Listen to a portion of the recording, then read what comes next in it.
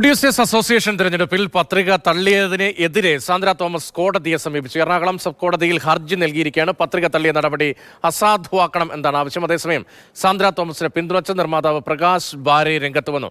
സ്ത്രീയെ നിശബ്ദയാക്കാൻ ബോധപൂർവമായ ശ്രമം എന്നാണ് പ്രകാശ് ബാരയുടെ പ്രതികരണം. അരുൺ ശങ്കർ ചേരുന്ന. അരുൺ, എപ്പോഴായിരിക്കും സാന്ദ്രയുടെ ഹർജി പരിഗണിക്കപ്പെടുക? പ്രകാശ് ബാരെ ഉൾപ്പെടെ കൂടുതൽ പിന്തുണ ലഭിക്കുന്നുണ്ടോ സാന്ദ്ര തോമസിന് എന്ന്? കഴിഞ്ഞ ദിവസമാണ് പത്രികയുടെ സൂക്ഷ്മ പരിശോധനയ്ക്കിടെ സാന്ദ്ര തോമസിന്റെ പത്രിക തള്ളിയത്.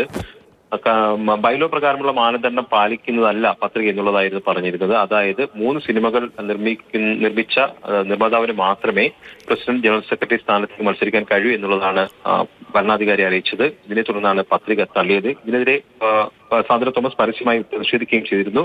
ഇതിന് തുടർച്ചയായിട്ടാണ് ഇപ്പോൾ നിയമപരമായ പോരാട്ടം കൂടി തുടങ്ങിവെക്കുന്നത്. ഇപ്പോൾ സബ് കോടതിയിലാണ് സാന്ദ്ര തോമസ് ഹർജി നൽകിയിരിക്കുന്നത്. ഈ ഹർജിയിൽ പറഞ്ഞിരിക്കുന്നത് പത്രിക തള്ളിയ നടപടി അസാധുവാക്കണം എന്നുള്ളതാണ്. അതായത് പ്രസിഡന്റ് സ്ഥാനത്തേക്ക് മത്സരിക്കാൻ അനുവദിക്കണം എന്നുള്ളൊരു ആവശ്യമാണ് മുന്നോട്ട് വെച്ചിരിക്കുന്നത്. എന്തായാലും ഓഗസ്റ്റ് 14-ാം തീയതിയാണ് ഈ പ്രൊഡ്യൂസേഴ്സ് അസോസിയേഷനിലേക്കുള്ള തെരഞ്ഞെടുപ്പ് നടക്കുന്നത്. അതിനു മുമ്പ് കോടതി ഇക്കാര്യത്തിൽ തീരുമാനമെടുക്കുമോ എന്നുള്ള കാര്യത്തിൽ പോലും വ്യക്തതയില്ല. എന്തായാലും അടിയന്തരമായി കേൾക്കണമെന്നൊരു ആവശ്യം സാന്ദ്ര തോമസിന്റെ വാക്കിൽ ഉന്നയിക്കും. അതിനിടയിലാണ് സാന്ദ്ര തോമസിന് പിന്തുണയുമായി നിർമ്മാതാവ് പ്രകാശ് ബാര രംഗത്തെത്തിയിരിക്കുന്നത്.